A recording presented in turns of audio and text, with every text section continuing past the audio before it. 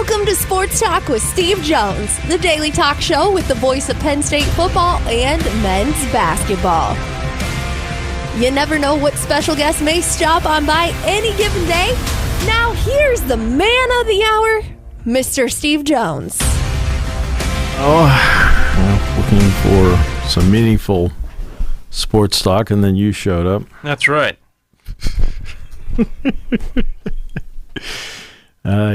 I'll tell you right now, this guy throws heavy innings over here. Heavy innings. Does a great job with it. All right, the U.S., let's get to the Olympic Games. The U.S. women's soccer team made the quarterfinals today and easily beat Germany 4-1. I guess the attack was relentless. Now, I will admit, I've only watched 2.5 quarters of the U.S. men's basketball game yesterday, and I saw maybe 10 minutes of gymnastics last night. That's all I've watched. I did not see the opening ceremony. There's been enough talk about the opening ceremony, okay? But I will make 2 comments on 2 other things to show you how poorly organized these are. I mean, right out of the gate, right? Opening ceremony aside, they introduced South Korea essentially as North Korea. What? And then they had the wrong flag up yesterday for South Sudan. You know, again, if you want to do something grand, take care of the little things, and the big things take care of themselves. Now, there's certain elements you can't control. One element is the weather. You can't control that. But control the controllables. You're embarrassing yourself when you do stuff like that. Is anybody sitting there going, well, that's not South Sudan's flag, this is? You have a job, just do it. Okay? You don't introduce South Korea as, I don't know what, I'm not going to sit there and pretend. I think North Korea is the Democratic Republic of Korea, which is 180 of Democratic in reality. Okay. But I mean, they keep making these kind of silly, stupid mistakes. Are they devastating? No, but they're stupid. They're embarrassing. That's because they have not paid attention to details. You have to. So the U.S. women's soccer team won today, and they won big 4-1. The men's basketball team looked phenomenal yesterday. LeBron played great. Kevin Durant didn't miss a shot. I know there's a lot about the fact that Jason Tatum didn't play. And Steve Kerr, Derek White all said the same thing about him. I said, you know what? He took it very professional. Okay, it's fine. It's what you need. You don't need somebody complaining about it. He says he's going to play him against South Sudan. That's fine. Okay. When a guy's not causing a problem, even though he's a great player, and Tatum is a great player, when the guy's not causing a problem, you've got a good team. You've got a really good team. Next up, Novak Djokovic beat Rafa Nadal in straight sets today. Normally, these two meet late in tournaments. This was earlier because Djokovic is the number 1 seed. Nadal, because he's been out so long and lack of activity, he's ranked outside of the 150 right now. That's why they met so early. And Djokovic beat him in straight sets today. So that's where that is. Simone Biles did well last night. U.S. women's basketball team gets going against Japan in Group C at 3 o'clock this afternoon. But Nigeria beat Australia. Really? All this going on while the backdrop of training camp begins this week. Lash Bash was a huge success here. Now training camp gets going on Wednesday.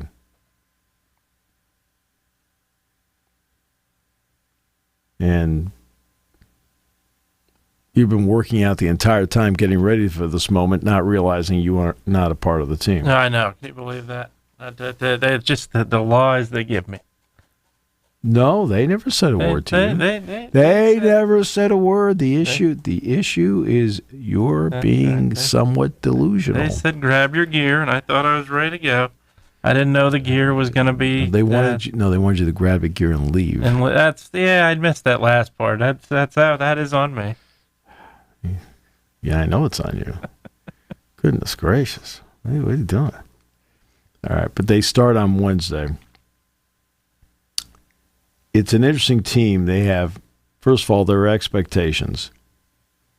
I've said it once, I've said it 100 times. I want programs with expectations. Right? I don't want indifference.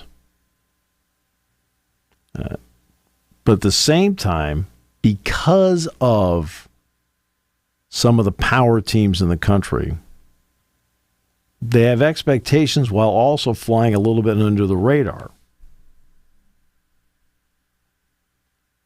And now they're going to get going here. You've got to be able to just take care of each week, that's the important part. While it's easy for fans, and justifiably they're fans. I mean, what do the fans talk to you about? Well, they talk to you about Ohio State. They talk to you about playoff, things like that. A team can't do that. A team can't do that. Because they don't play Ohio State this week. They'll play Ohio State at the end of the month.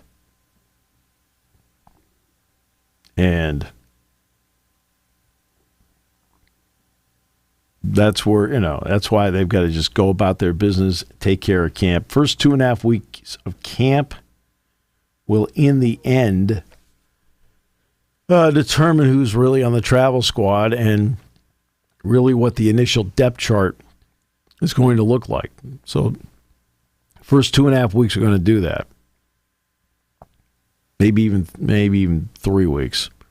But I'd say 2.5. After 2.5 weeks, they should have a pretty good feel about 1s, 2s, and 3s.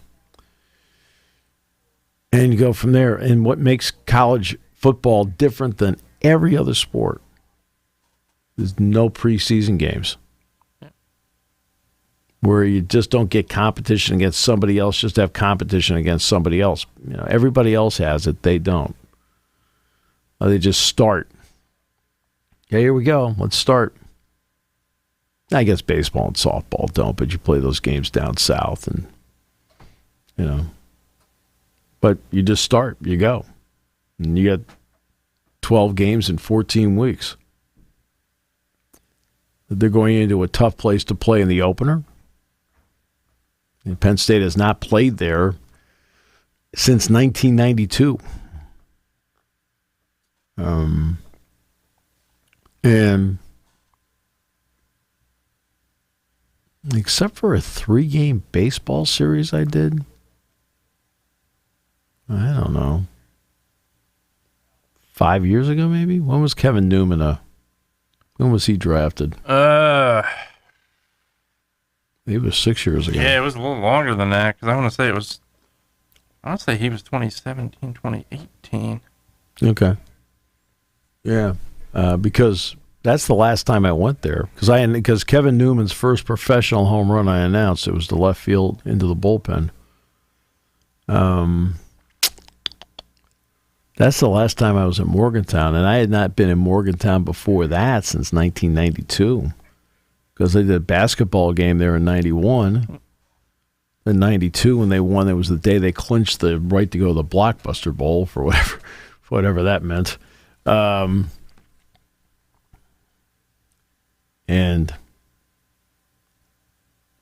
that's the last time they've been there. It is a tough place to play. Now, I'm glad it's a noon game. Yeah, no doubt. Absolutely. I did not want this to be a night game. Did not at all want it to be a night game. For a lot of reasons, but just didn't. Because I've been there at night when it's been amped up. Now, it's not like I've never been there in the day where West Virginia played well. I have. But still, in terms of the crowd, I'd rather have them. I mean, they're going to be amped up because it's Penn State. They're going to be amped up because it's the season opener. I mean, they're going to be amped up for all of that.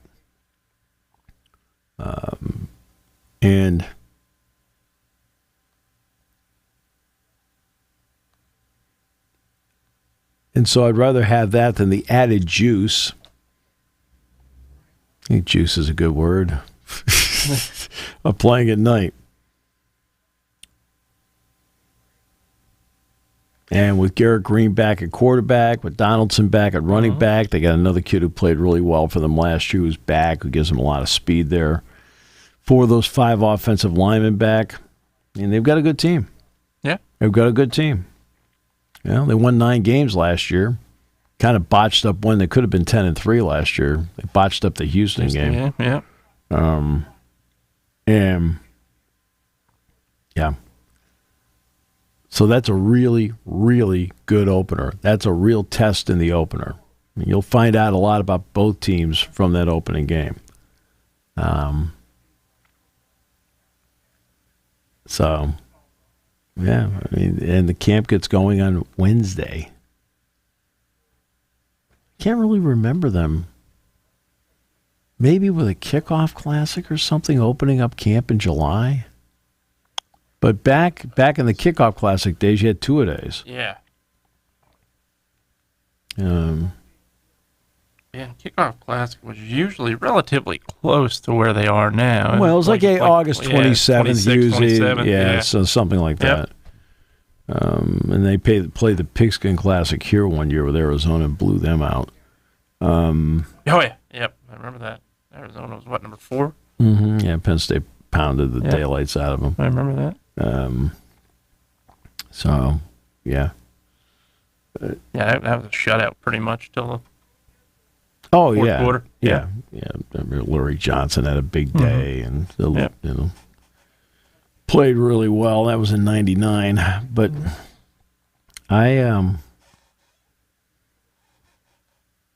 there's a lot of things about this team I like. I mean, every time you turn around, what's the first thing that people will ask about? They'll ask about the quarterback. No matter what. We can get to the wide receivers at one point, but the quarterback. And and with Drew Aller, you look at this is now his second year as the starter. That makes a big difference. You're talking about 25 touchdown passes, just 2 interceptions last year. In his first year as a starter. And year 2 makes all the difference in the world because now he has gone up against the speed and pace of an Ohio State defense, the speed and pace of a Michigan defense, the speed and pace of a West Virginia defense, the speed and pace of an Ole Miss defense, the speed and pace of an Illinois defense. He's gone up against all of that to this point. And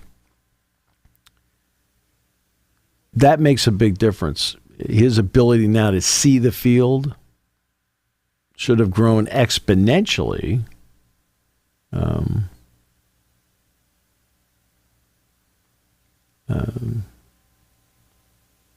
Because he understands the speed and pace of the game.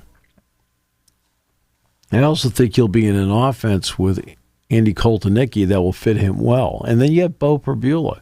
Now, again, as I point out, where does Drew need to be better? Drew did a lot of great things last year. But I think everybody would agree, okay, now let's see those kind of 60% performances when you play Ohio State, when you play USC, when you play Wisconsin. Games like that. Let's see those 60+% performances. I'd like to see Drew end up, the 25-2 it's hard to improve on that. It's really hard to improve on that. But so I'd like to see Drew be about 62 to 65% completions. Right around that. I think he was like nearly 60 last year, like 59.5%, almost 60%. 62 to 65%.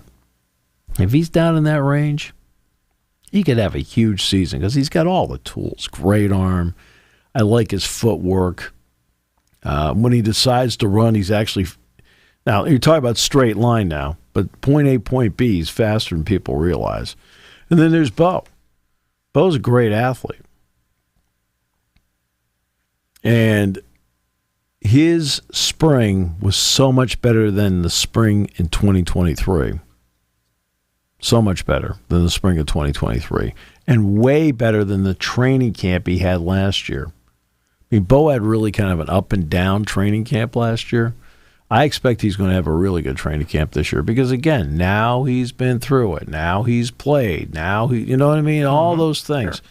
now come into play where the speed of the game is not going to affect him anymore. The speed of the game is not going to affect Drew Aller in any way, shape, or form anymore. And then there's Ethan Grunkemeyer, who went through the spring. That helped. Singleton and Allen, really not much you can say about them that hasn't already been said or what you see. Singleton needed to become a better receiver out of the backfield last year. He was. Allen was already accomplished in that regard. Singleton has great speed. Allen with that cutback ability. And neither one of them is sitting there with the burden of overusage. And it's a burden. Because, I mean, running backs can take only so many hits during the course of their lifetime. Well, these two, because of the usage the last 2 years, have been highly productive while keeping the hits to a minimum. I mean, you're going to get hit, but still. And then you have Cam Wallace and you have Martin, the freshman. Two interesting guys vying for 3 and 4. And then you go to tight end. Warren's going to be one of the better ones in the Big Ten. Mm-hmm. No question. Dinkins played a lot last year. Excuse me. Dinkins played a lot last year. That really helps. Andrew Rappelier got a lot of work in the spring. A lot of work. And then we'll see what Jerry Cross can do. And, of course, then there's Reynolds. Reynolds put on more weight. Reynolds has really good hands. They're pretty good shape at tight end. The offensive line really like Dawkins at the center spot. And then Cooper Cousins can play any one of the 3 spots in the middle, including center. Venga Ioane got a lot of experience last year. Sal Wormley being back for a 6th year, you can't put a price on that and what it means. Nolan Rucci fits in really well with this team. I think Rucci, he's been able to put on weight. Now, the last number we saw was 317. That had always been an issue for him at Wisconsin, and he couldn't keep weight on. Well, here they've got him at 317. He's a good player. I mean, he is a good player. But you got Anthony Donko. You could see in practice whether he's playing guard or tackle. Donko's a player. And I thought he gave a great account of himself in the Peach Bowl, playing right tackle. A lot thrown on him, especially in the second half of that game. He played really well. And then getting Drew Shelton back and then flipping Shelton back to what is his natural side, left tackle, it's a huge plus. Because, and don't forget about Javen Williams. Javen Williams can play in this group, too. He can play left or right. I mean, Javen Williams is a good player. But, I've talked to Drew about being more comfortable at left, and he freely admits he is. Now we get to the wide receivers. You have to have the ability of a couple of guys that can take the top off. And Amari Evans is one of them. It's been reported about he's run a 4.31. Let's take the top off speed. You saw that play against Michigan State, the 61-yard play that set up a touchdown. He should have scored. Mm-hmm. Right. But you can see that's that take the top off speed we're talking about. That makes where even if you're not throwing him the ball, the threat of it makes them play different defensively and opens up holes for somebody else. Now, Harrison Wallace has take the top off speed. He's a really good receiver. The key with him, he's got to stay healthy. He stays healthy. It makes a huge difference in what we're seeing out there. Liam Clifford is reliable and much faster than people realize. He's got good hands. Then there's Julian Fleming. Julian Fleming has improved his speed here, has excellent hands, terrific blocker, leader. He's going to make some plays on this team this year. I'm big on Julian Fleming and what he can do. And then we'll see what others can do within the realm of this offense. Let's see what others can do with it, which, including some kids. Does a Tysier Denmark make any kind of impact? I don't know. We'll see. This is what training camp's going to be all about. But, yeah, that's, they've got a lot of guys in this group that can play. And I think that makes a big difference. And people ask me, I get asked more about the wide receivers than anybody. Well, the bottom line is, I watch these guys perform in practice, and when you watch the practices, you're like, okay, you feel good about this, feel good about that, feel good about this, feel good about that. Now I want to see it translate to the games on a consistent basis. I mean, that's the whole thing, the consistent basis part. But don't fall apart on me. I mean, really. But it's the consistent basis part that you want. Game in and game out. A Caden Saunders is a guy I think that is ready to really help them out at wide receiver. I mean, you can't, don't keep him out of the mix, because Caden Saunders is a guy that I think can help them out in the mix of all this. And let's see if maybe a Tyler Johnson or an Anthony Ivey can step in, because they both did some good things during the course of the spring. Can they fit in here somewhere? And they're going to be guys that, you're going to get a look at and see what happens with them. And I think that's part of being in this mix. So then you get the defense. Deny Dennis Sutton. I mean, Amin Vanover.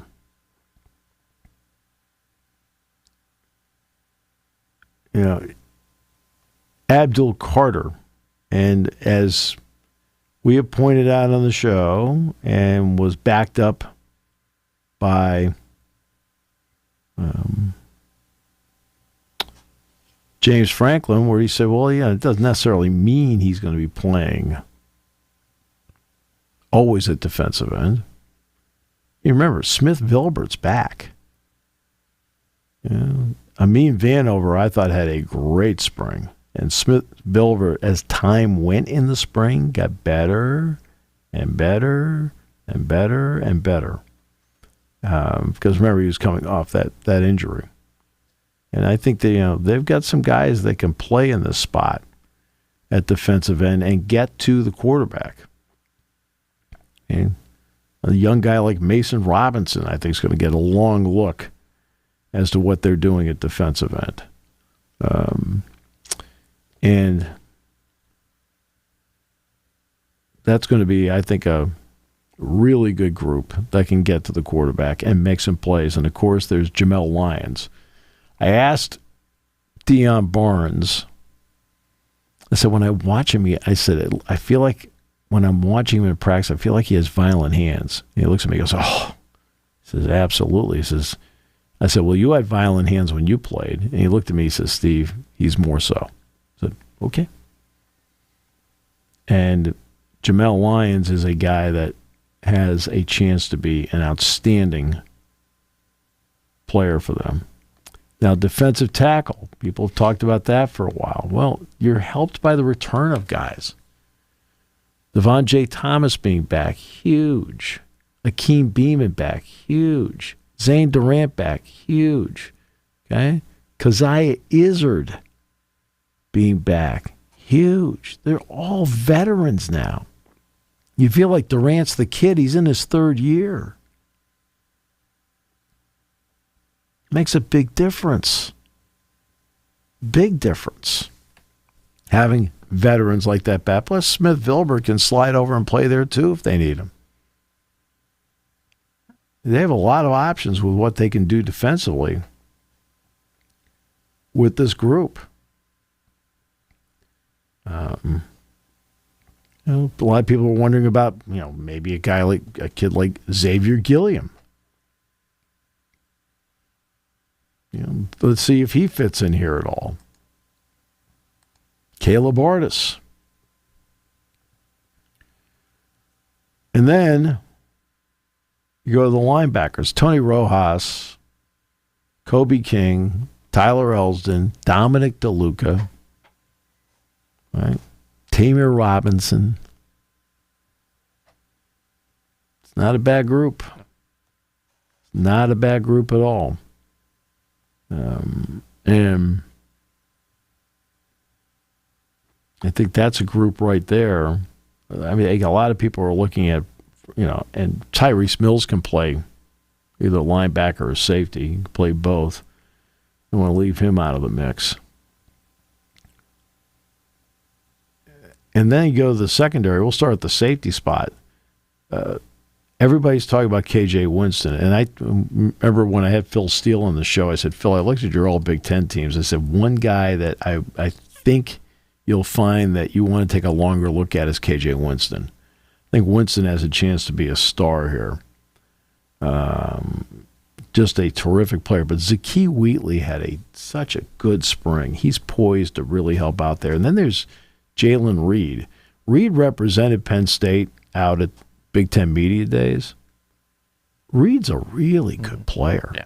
And what really helps is that Reed has the ability to not only play back, but you can creep him up near the line of scrimmage, and he knows how to play there as well. And that's really important. And then you've got, let's see the development of Dakari Nelson.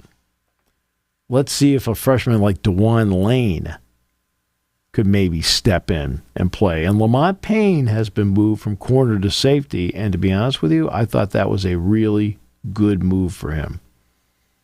Babu Toure is another kid at the safety spot that's got a chance to be a good player. Then you get the corner. A.J. Harris, Jalen Kimber, Cam Miller. First three guys that jump out at anybody. But then there's another guy that's transferred a year and a half ago. And that's a Davian Collins. A.C. Harris, you could tell right away. You looked at him and went, wow. Kimber, you can tell he knows how to play. Miller, I'm always been big on Cam Miller.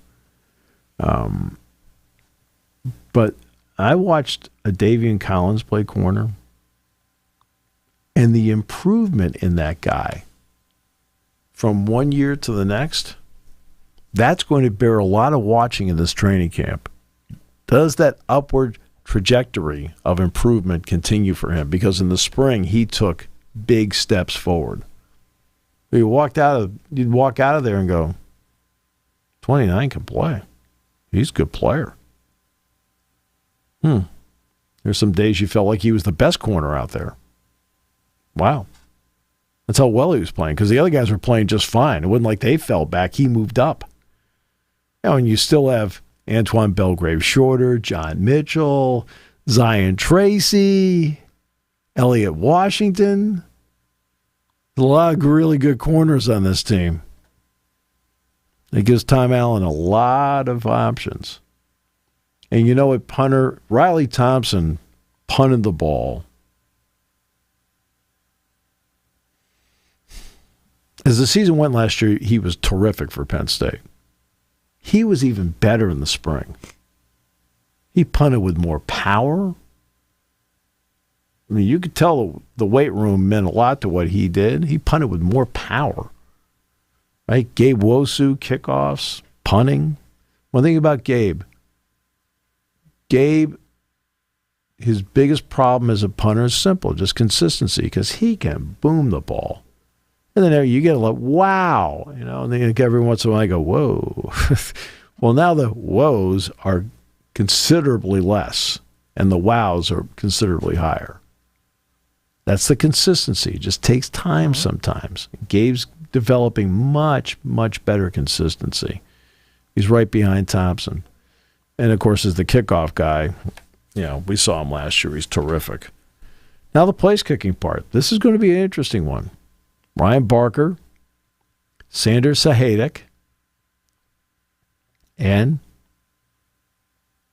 Mayer. Okay. Well, that's going to be interesting to see how that plays out. Sander, of course, was the starting kicker last year to start the season. Against West Virginia, then he missed a couple, and they went to Alex Falcons, and Falcons kept the job the rest of the season. Okay. So you want to talk about the ability. He has the ability, like when it leaves his foot, it's up over the line of scrimmage. Like he gets the ball high, very high. Barker is a kid that has really come on. I thought he was good last fall. He was way better in the spring. Now, as for Chase Meyer, who began his career at Penn, then he transferred and he went to Tulsa. And at Tulsa, he kicked very well. I think it was a lot of getting used to being here in the spring. I'm expecting a much better Chase Meyer when they get around to the set of practices, because I just think he's better settled in.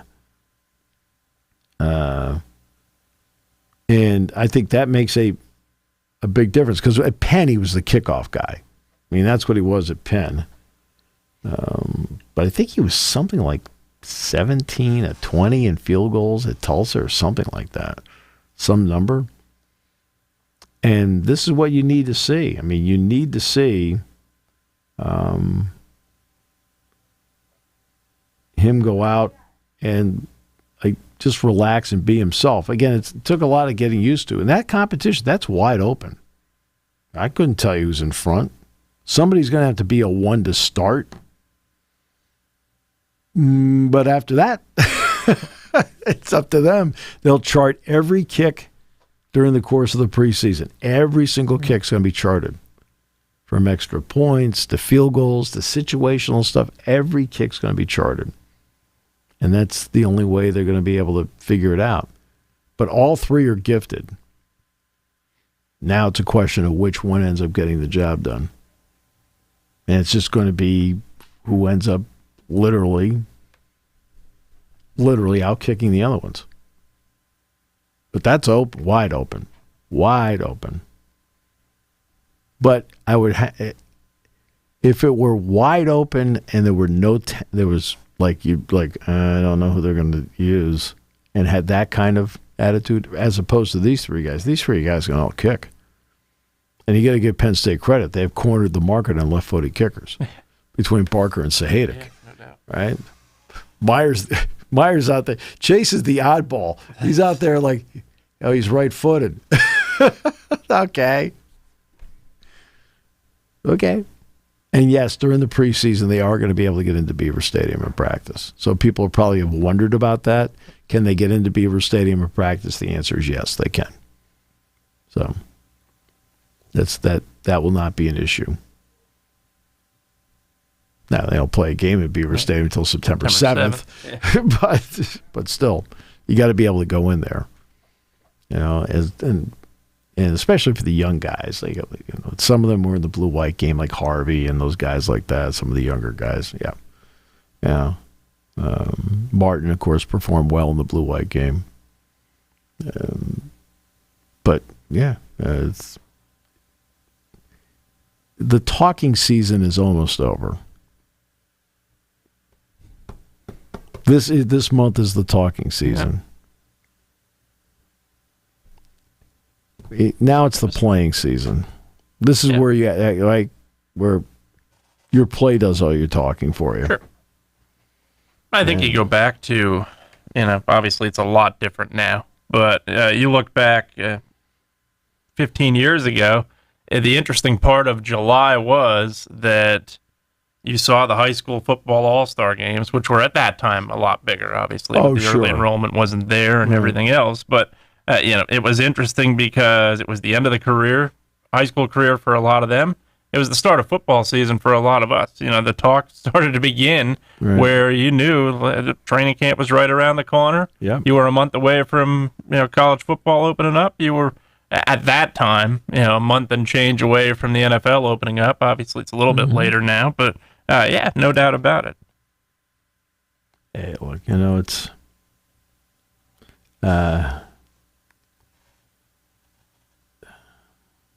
it is a fun time of the year, but you want it. Each day brings with it work for the staff, the players, everybody brings with it work. But boy, you want to see the fruits of it. You want to get to the games as quickly as possible, even though you can't do it right now. You want to get to the games as quickly as possible because the games are everything. And I think the schedule lays out well. I do.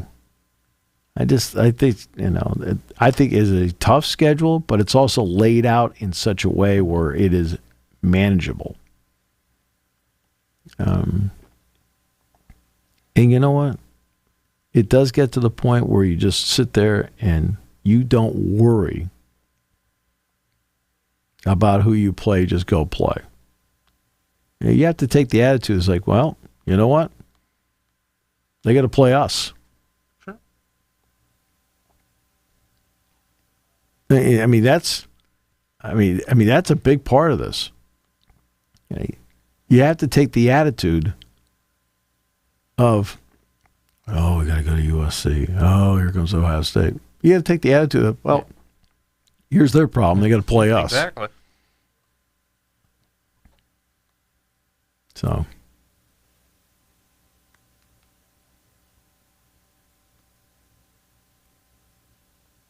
So there we are. At least a thumbnail sketch of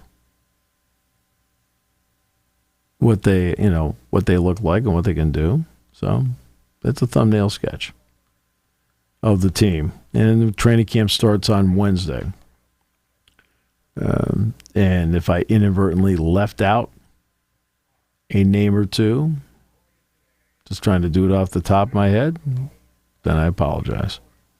I think last year I did this rundown. I accidentally left out Caden Saunders. Somebody said, oh, something happened to Saunders. I go, no, nothing happened to Saunders. The only thing happened was me. Sorry about that, Caden. I think I left out Zane Durant. Zane Durant and Saunders were the two guys. When I did this last year, I accidentally left out and went, okay. You rattle off 70 names, and there's like, okay. So you got 68 out of 70. It's like, okay. But, yeah. The number of scholarships. We talked about this last week. And what the scholarship limits are going to be. Just because it's a scholarship limit doesn't mean that's the number of scholarships that some schools are going to hand out. Okay? Just because it's a scholarship limit, you can only do what you can afford to do. And the SEC basketball coaches right now are starting to gripe about basketball-only schools and what they can do with their money. Like, they're worried about the Big East schools, for example, because they don't have to put money into football.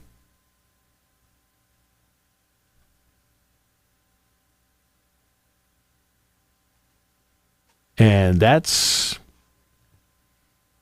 a big problem. Sure. To a point.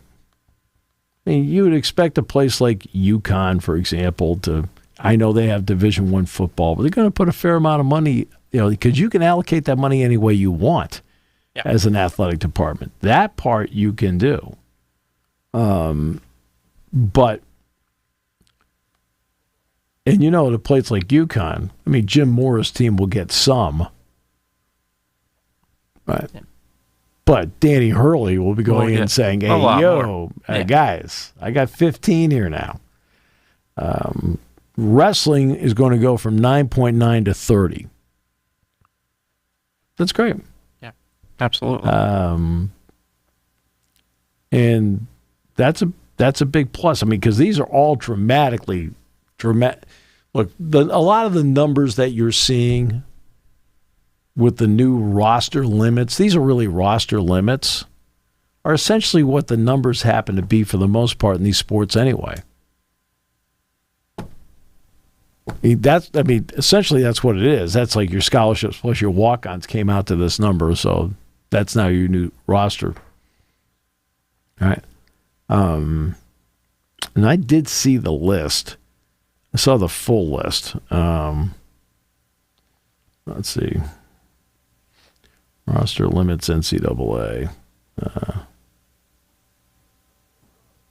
Roster limits set for Tulane and other colleges and house settlement. Really? Well, Tulane doesn't have wrestling. It doesn't really matter. But yeah, I just want to see if Jerry's in the hallway.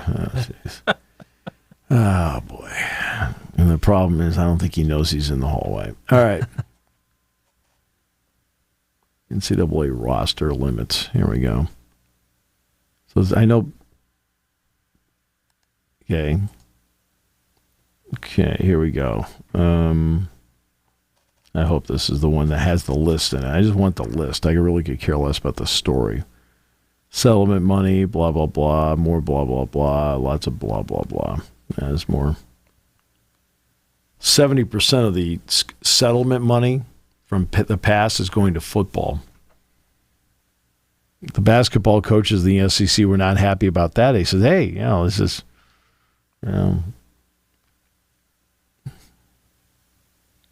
and the settlement settles 3 cases: House, Hubbard, and Carter. The one that's still hanging out there is Johnson versus the NCAA. Johnson versus the NCAA.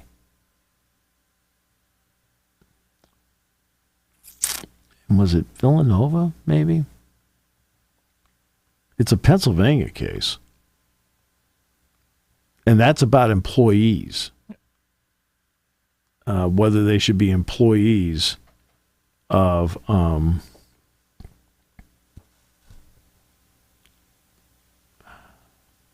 the university. And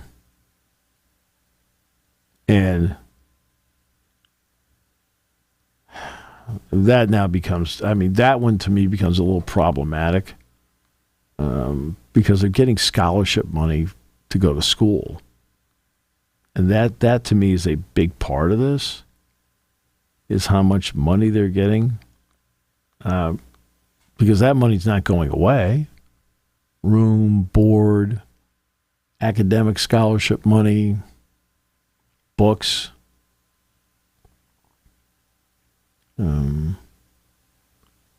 And that's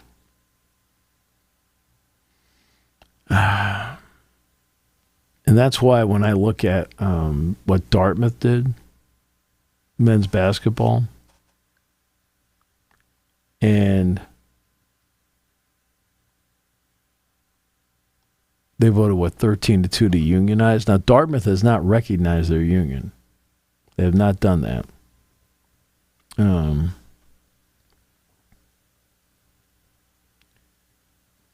But first of all, they won 6 games last year. I would say your unionized group is not very good. Let me put it this way, in the transfer portal, a Dartmouth player is not getting any interest.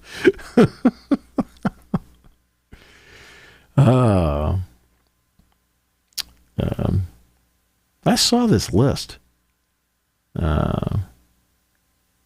for everybody.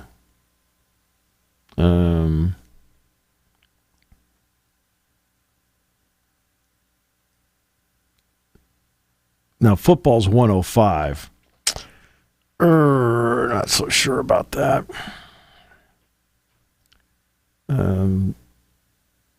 The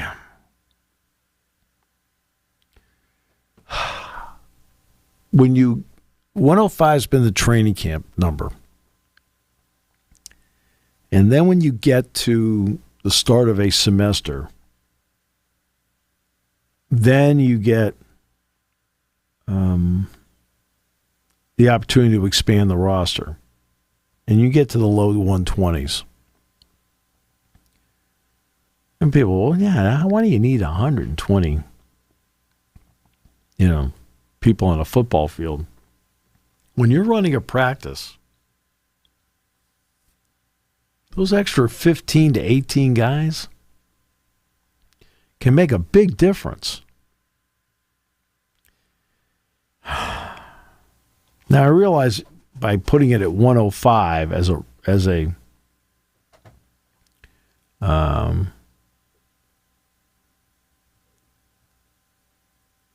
me see here if I think I may finally have it. No, I still don't have it.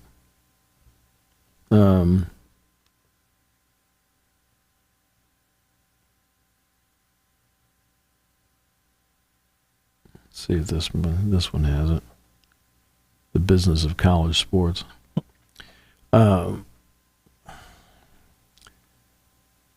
You'd still like to have room for walk-ons somewhere.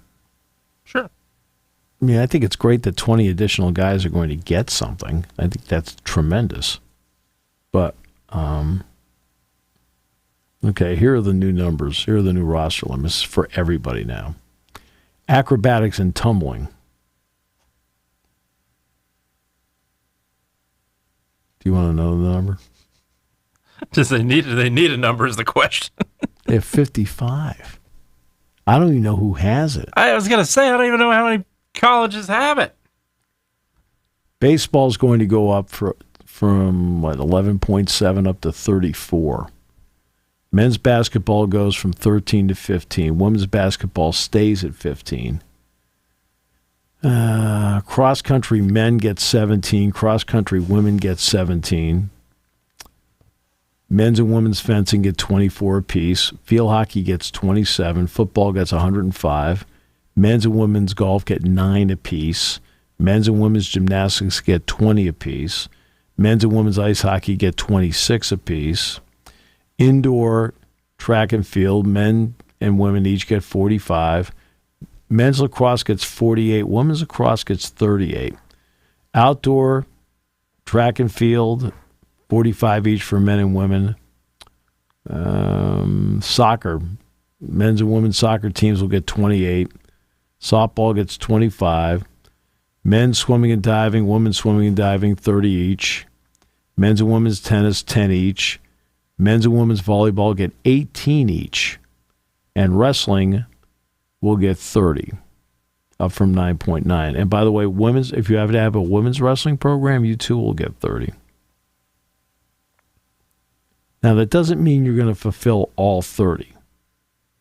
That doesn't mean that. There'll be some program. Now, Penn State will, let's just take Penn State wrestling. Look, They've earned the right to fill all 30. But there may be some programs out there that, the limit's 30, and guess what? They can only afford 17.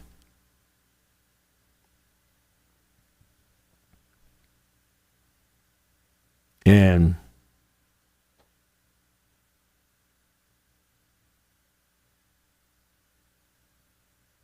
it's up to each school as to what they think. The NCAA says you can have no more than 30. Okay. Since they say you can have no more than 30, great. That doesn't mean every baseball program in the country, I can tell you, every SEC baseball program is going to have 34. But you're going to tell me in Conference USA they're going to have 34? Really? I mean, it's all into the category of what you can afford to pay. Yeah, absolutely.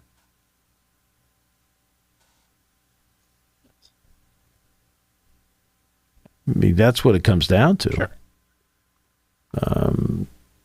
You're going to tell me that 25 in softball?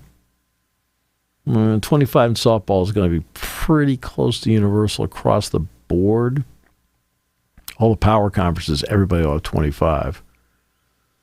But are you telling me that, in the Mountain West, can you afford 25? Maybe. And it's the Mountain West, but, can you afford 25? The Mid-American Conference, can you afford 25? It's all about what you can afford. Men's basketball will go up to 15. So men's and women's basketball will be the same number. But for example, I'll give you an example about participation limits. In women's basketball, when you practice against guys.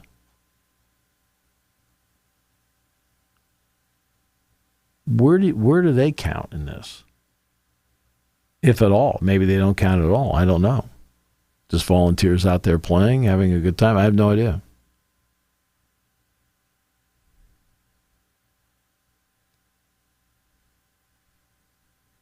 Now, they'll have a better handle on this 10 months from now. Not a year from now. They better have a handle on it a year from now because it's going to start. But 9-10 months from now, they'll have a better handle on this. Because this is a big adjustment for everybody. And that's going to be really interesting moving forward as to how they want to handle this. And then how do you divvy up the money? Title IX plays a big role in it. You can see Title IX played a real role in this. All the men's and women's limits are the same.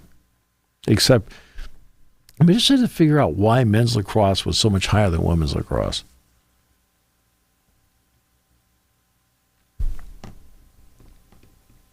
That's the only one Yeah, that is interesting because, especially from a popularity perspective, it's... Yeah. Yeah, it's insane. Yeah,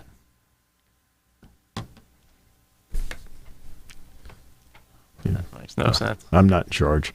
No. Thank goodness I'm not in charge. If I were in charge, it'd be a mess. Well, it already is. It'd just be a... Bigger mess. And, good. Penn State men's ice hockey has announced their non-conference dates. There we go. So let's see what we got here. Penn State men's ice hockey non-conference schedule. They will open up, ladies and gentlemen. Just give me the list. I could care less about the press release.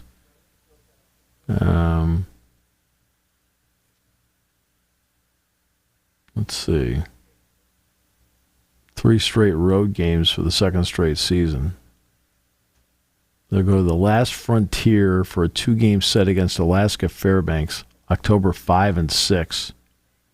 And then we'll take on 2023 national champion Quinnipiac, October 12th.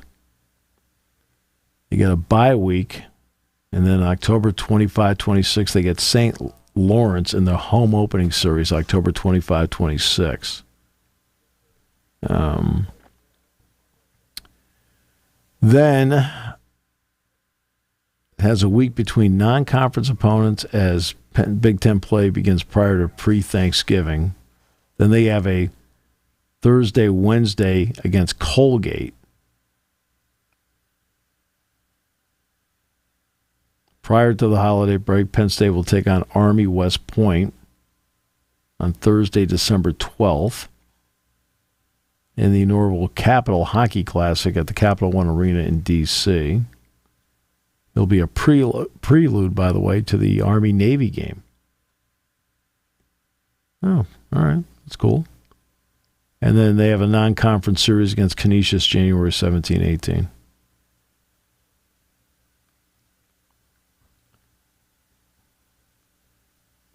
Of course, they'll announce the conference season at a later date based on what TV tells them.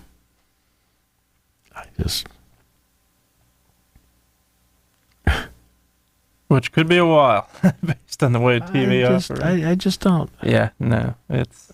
No, from a football perspective, there should be more than 2 game times announced right now. That would be my thoughts. I think that's I don't get. No, this. I don't either. And that's look, TV dictates it. They sign the contract. I get it. But it's there for the NFL to be the most popular sport in the world, without question, to be able to announce. Now they can flex some games, but to be able to announce the majority of their schedule ahead of the year. Meanwhile, game times for what it appears 10 of the 12 games for Penn State football will be announced 12 days or less prior. You shouldn't do it. To me, I think it's ridiculous. I don't get it.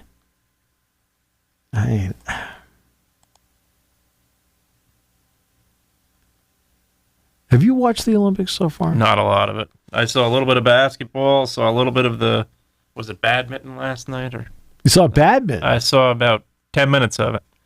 Not much. But yeah, I saw about 2/4 of the basketball game. That was the most I saw. I saw 2.5 quarters of men's basketball yesterday. And then I saw 10 minutes of women's gymnastics last night. That's been it. They went to some biking thing after the basketball. I turned it off.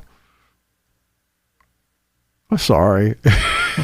Oh, I did see, by the way, the 31-year-old in the breaststroke for the U.S. that had never medaled, getting the silver medal. I did see that. So, yeah. And his wife just had a baby, and it's... So that part I did. So that's what I've seen so far. I haven't seen anything else. And again, this is not me protesting the Olympics or no. It's just I've been doing baseball. Mm-hmm. Well, because I've been doing baseball, I haven't had a chance to watch what the heck they're doing with I'm sitting there watching TV. So that's the reason why. Right. So, and the women's basketball team will play this afternoon at 3:00 Eastern time. Now that'll have on. I'll watch some of that, but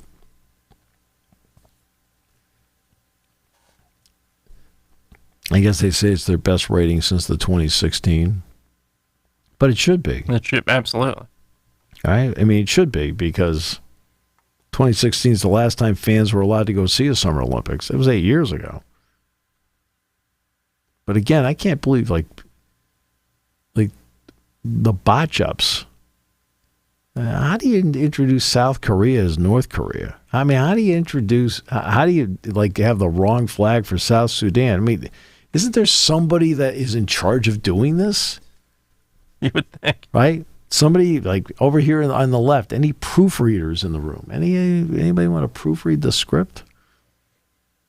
No, we're good.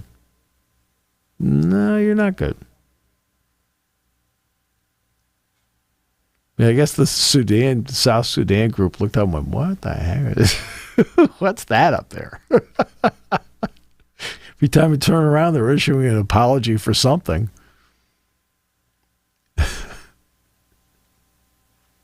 On today, the birthday of the opening of the Arc de Triomphe. Oh, yeah? In 1938. 1938, the Arc de Triomphe. How about that? See, you learn a little something today. I did learn that, yeah. Did you use that shirt to wash the car? Nope. You should.